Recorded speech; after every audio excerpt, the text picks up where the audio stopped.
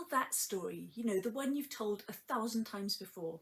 That's what Christian Napier recommends when starting out in telling and recording your family stories. Start with your favourites.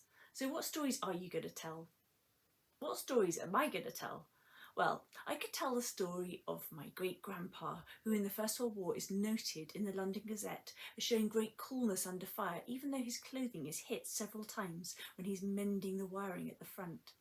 Or I could tell the story of his daughter, my granny, who in the 1950s is a young mum with 4 kids, and she is so excited when she gets electricity installed in her home for the first time that she rushes round and turns on absolutely every single light to create a dazzling display for her husband when he comes home from work.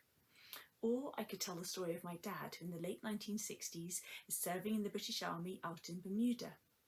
The Royal Navy have an old submarine called the Tabard, and it's due to be sailing back to the UK. They come to the army and ask, have you got a spare officer to make up a 4 in bridge? My dad, being the junior officer, is volunteered by his boss. Can he play bridge? Was the Royal Navy's all-important question. No, but you'll have plenty of time to teach him on the journey home, came the reply. Anyway, the journey home turned out to be not quite as peaceful as anticipated. At some point, somebody turned some gauges a little bit wrong and the submarine started to sink lower than it should do. There were groaning noises, creaking noises, popping noises. You can imagine, not good. My dad, being the only non-submariner on board, noted that everyone else was getting a little bit stressed, and he said, well, what will happen next? Will it continue to sink and we'll just wait at the bottom of the ocean until we've run out of oxygen? No, you blithering idiot, came the reply. In a few seconds, the submarine will implode and we'll all be squished like sardines in a tin.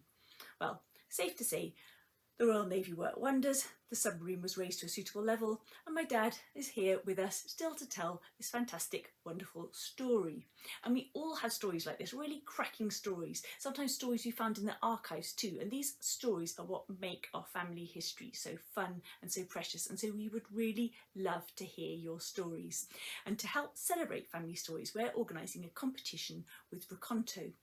And all you need to do is record your family story and then send it to us via Rakonto and make sure that it's no longer than 2 minutes. And we would just so much love to hear what you have to say. Go on, do it. Go on, record it. We just can't wait. Go on, we're just so looking forward to hear what you have to say.